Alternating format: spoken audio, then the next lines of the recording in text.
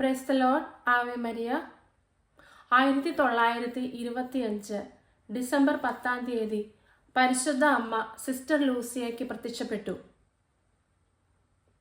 പരിശുദ്ധ അമ്മ പ്രകാശപൂരിതയായി വാനമേഘങ്ങളുടെ അകമ്പടിയോടുകൂടെ ഒരു ബാലനോടൊപ്പം സിസ്റ്റർ ലൂസിയെ സന്ദർശിക്കാനായി എത്തി. അമ്മയുടെ ഒരു കൈ ബാലന്റെ തോളിലും മറ്റേ കൈ അമ്മയുടെ വിമല ഹൃദയത്തിലേക്കും ചൂണ്ടിക്കാണിച്ചിരുന്നു. അമ്മയുടെ വിമല ഹൃദയം മുള്ളുകളാൽ ആവൃതമായിരുന്നു. ബാലൻ സിസ്റ്റർ ലൂസിയോയോട് പറഞ്ഞു, പരിശുദ്ധ അമ്മയോട് ദയുണ്ടാവുക. അമ്മയുടെ മാതൃഹൃദയം മാനവരാശി ചെയ്ത പാപഭാരത്താൽ വളരെയധികം വേദനിപ്പിക്കുന്നു. അമ്മയെ ആശ്വസിപ്പിക്കുക. എന്നാൽ ആശ്വസിപ്പിക്കാനായി ആരുമില്ല. പരിശുദ്ധ അമ്മ സിസ്റ്റർ ലൂസിയായോട് പറഞ്ഞു, ആദ്യ ശനിയാഴ്ച ഭക്താനുഷ്ഠാനം പ്രചരിപ്പിക്കുക. ഇത് ഭക്തിയോടെ ഈ അനുഷ്ഠാനം ഭക്തിയോടെ ചെയ്യുന്നവരുടെ ജീവിതത്തിൽ അവരുടെ മരണസമയത്ത് ഞാൻ അവരോടുകൂടി ഉണ്ടായിരിക്കും. അവരുടെ ആത്മാവ് നാശത്തിലാവുവാനോ അനുവദിക്കുകയില്ല. അതിനു വേണ്ടുന്ന കൃപകൾ ഞാൻ പ്രദാനം ചെയ്യുന്നതാണ്. എങ്ങനെയാണ് ഈ ആദ്യ ശനിയാഴ്ച ഭക്താനുഷ്ഠാനം നമ്മൾ അർപ്പിക്കുക? അതിന് ഒന്നാമതായി നമ്മളുടെ ആത്മാവ് പ്രസാദപര അവസ്ഥയിലായിരിക്കണം. അതിനാൽ നല്ല കുമ്പസാരം നടത്തുക. അന്നേ ദിവസം വിശുദ്ധ ബലി അർപ്പിച്ച് ആ ബലി അമ്മയുടെ വിമല ഹൃദയത്തെ ആശ്വസിപ്പിക്കാനായിട്ടുള്ള നിയോഗത്തിന് വേണ്ടി കാഴ്ചവെക്കുക. ഒരു ജപമാല അർപ്പിച്ച് പ്രാർത്ഥിക്കുക. വീണ്ടും 15 മിനിറ്റ് പരിശുദ്ധ അമ്മയോടൊപ്പം ജപമാല രഹസ്യം ധ്യാനിക്കുക. 15 മിനിറ്റ് നമുക്ക് ഏതെങ്കിലും ഒരു ജപമാലയുടെ രഹസ്യം ധ്യാനിക്കാം. അല്ലെങ്കിൽ നമുക്ക് 15 മിസ്റ്ററികൾ, ഓരോ മിസ്റ്ററിയും ഓരോ മിനിറ്റ് വീതം 15 മിനിറ്റ് പ്രാർത്ഥിക്കാവുന്നതാണ്. അവസാനമായി ഈ പ്രാർത്ഥനകളെല്ലാം അമ്മയുടെ വിമല ഹൃദയത്തെ ആശ്വസിപ്പിക്കുവാനായിട്ടുള്ള ഒരു പ്രാർത്ഥനയോട് കൂടെ കാഴ്ചവെക്കാം. ഈ കാഴ്ചവെക്കുവാനുള്ള പ്രാർത്ഥന ഞാൻ ഡിസ്ക്രിപ്ഷൻ ബോക്സിൽ ആഡ് ചെയ്തിട്ടുണ്ട്. ഈ പ്രാർത്ഥനകളുടെ എല്ലാത്തിൻ്റെയും നിയോഗം അമ്മയുടെ വിമല ഹൃദയത്തെ ആശ്വസിപ്പിക്കുക എന്നത് മാത്രമായിരിക്കണം. ഈ പ്രാർത്ഥന മുറിഞ്ഞു പോകാതെ എല്ലാ ആദ്യ ശനിയാഴ്ചയും തുടർച്ചയായി 5 മാസം ചെയ്യേണ്ടതാണ്. ഇടയ്ക്ക് മുറിഞ്ഞു പോയാൽ ഇത് വീണ്ടും ആവർത്തിക്കേണ്ടതാണ്. ഇനി ഇത് അനുഷ്ഠിക്കുമ്പോൾ ചില പ്രായോഗികമായ ബുദ്ധിമുട്ടുകൾ നമുക്ക് അനുഭവിക്കപ്പെടാം. എങ്ങനെ നമുക്ക് കുമ്പസാരം ശനിയാഴ്ച തന്നെ ചെയ്യാൻ പറ്റും? ചിലപ്പോൾ നമുക്ക് അതിനായി പുരോഹിതരെ കിട്ടിയില്ലെന്ന് വരാം. അല്ലെങ്കിൽ നമുക്കന്ന് പോകാൻ സാധിക്കാൻ പറ്റാത്ത അവസ്ഥയുണ്ടെന്ന് വരാം. ഇതിനു വേണ്ടി സിസ്റ്റർ ലൂസിയ പരിശുദ്ധ അമ്മയോട് ചോദിച്ചു, അമ്മ എന്ത് ചെയ്യണം ഇങ്ങനെയുള്ള ഒരു ബുദ്ധിമുട്ടുണ്ടെങ്കിൽ? അമ്മ പറഞ്ഞു, ആദ്യ ശനിയാഴ്ചയോ അതിനു മുമ്പുള്ള 8 ദിവസങ്ങളോ വിശുദ്ധ കുമ്പസാരം എന്ന കൂദാശ അമ്മയുടെ വിമല ഹൃദയത്തെ ആശ്വസിപ്പിക്കാനുള്ള നിയോഗത്തിന് വേണ്ടി കാഴ്ചവെക്കുക. ഇനി അതും ചെയ്യാൻ സാധിക്കുകയില്ലാത്ത ഒരവസരത്തിൽ ശനിയാഴ്ച കഴിഞ്ഞു വരുന്ന ഞായറാഴ്ച, ആദ്യ ഞായറാഴ്ച ഈ നിയോഗത്തോടു വേണ്ടി കൂടെ പരിശുദ്ധ കുമ്പസാരം എന്ന കൂദാശ അർപ്പിച്ച് വിശുദ്ധ ബലി ഇതേ നിയോഗത്തിനായി കാഴ്ചവെക്കുക.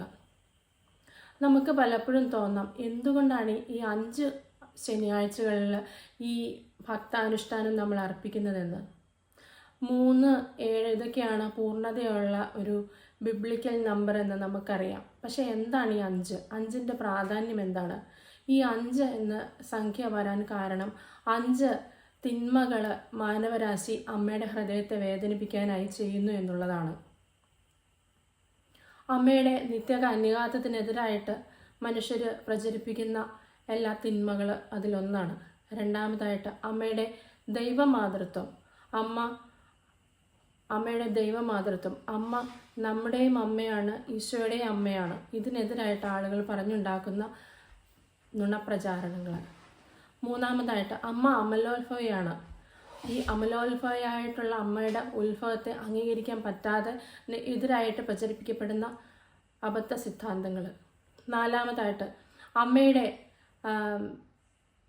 ഹോളി ഇമേജിനെതിരായിട്ട് അതിനെ ഡീസക്രേറ്റ് ചെയ്ത് അതിനെ കളിയാക്കിയൊക്കെ മനുഷ്യർ ചെയ്യുന്ന ഓരോ പ്രവൃത്തികൾ അമ്മയുടെ വിമല ഹൃദയത്തെ വേദനിപ്പിക്കുന്നു.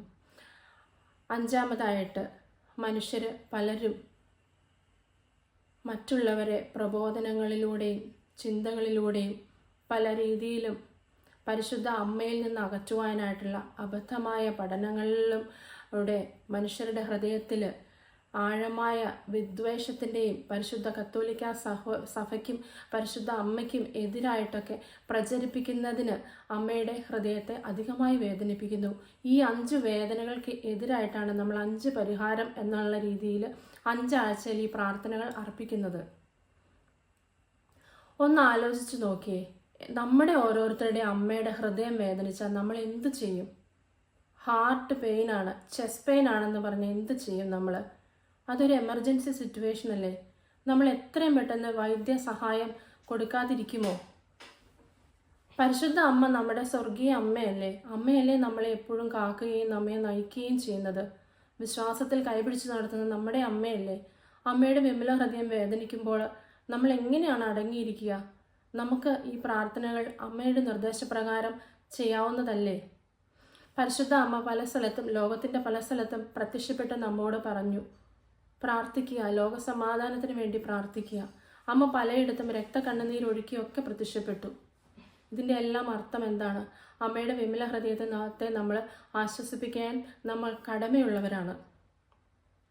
എന്നാൽ ഇത് ചെയ്യുന്നതിലൂടെ നമുക്ക് കിട്ടുന്ന കൃപയോ വളരെ വലുതാണ്. നമുക്കറിയാം, നമ്മൾ മരിക്കുന്ന സമയത്താണ് ഏറ്റവും കൂടുതൽ കൃപ ആവശ്യമുള്ളതെന്ന്. പരിശുദ്ധ കത്തോലിക്ക സഭയ്ക്ക് ഇതറിയാം. അതുകൊണ്ടാണ് നമ്മളെ പറയുന്നത്, നമ്മളോട് ഇങ്ങനെ പഠിപ്പിക്കുന്നത്, പരിശുദ്ധ മറിയമേ, തമ്പുരാൻ്റെ അമ്മേ, പാപികളായ ഞങ്ങൾക്ക് വേണ്ടി ഇപ്പോഴും ഞങ്ങളുടെ മരണസമയത്തും ഞങ്ങൾക്ക് വേണ്ടി അപേക്ഷിക്കണമേ എന്ന്. മരണസമയത്ത് ഒരു യുദ്ധം തന്നെ നടക്കുന്നതായിട്ട് പല വിശുദ്ധരും പറഞ്ഞിട്ടുണ്ട്. ഈ ജീവിതത്തിൽ നിന്ന് നമ്മൾ നശ്വരതയിലേക്കുള്ള പ്രയാണത്തിൽ നമ്മൾ പോകുമ്പോൾ ആ സമയത്തുണ്ടാകുന്ന പ്രലോഭനത്തിൽ വീണുപോയാൽ നമുക്ക് നഷ്ടമാകുന്നത് നിത്യത തന്നെയായിരിക്കും. ഈ ചെറിയ ഭക്താനുഷ്ഠാനത്തിലൂടെ നമ്മൾ ആത്മാർത്ഥമായി പ്രാർത്ഥിക്കുകയാണെങ്കിൽ നമുക്ക് സ്വർഗം കരസ്ഥമാക്കാം. പ്രിയമുള്ളവരെ, നമ്മുടെ ജീവിതത്തിൽ എത്ര ആദ്യ ശനിയാഴ്ചകളുണ്ട്? അമ്മ 5 എണ്ണമല്ലേ ചോദിക്കുന്നുള്ളൂ. നമുക്ക് 5 എണ്ണമെങ്കിലും വിശ്വാസത്തോടും ഭക്തിയോടും കൂടെ അനുഷ്ഠിക്കാം. സാധിക്കുമെങ്കിൽ ഈ ഭക്തി വീണ്ടും തുടരാം. അതിലൂടെ നമ്മൾ അമ്മയുടെ വിമല ഹൃദയത്തെ ആശ്വസിപ്പിക്കുകയായിരിക്കും ചെയ്യുന്നത്.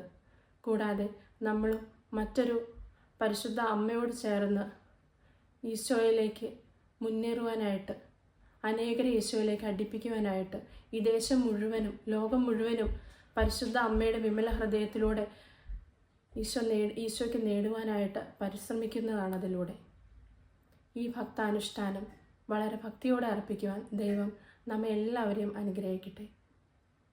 Ave Maria.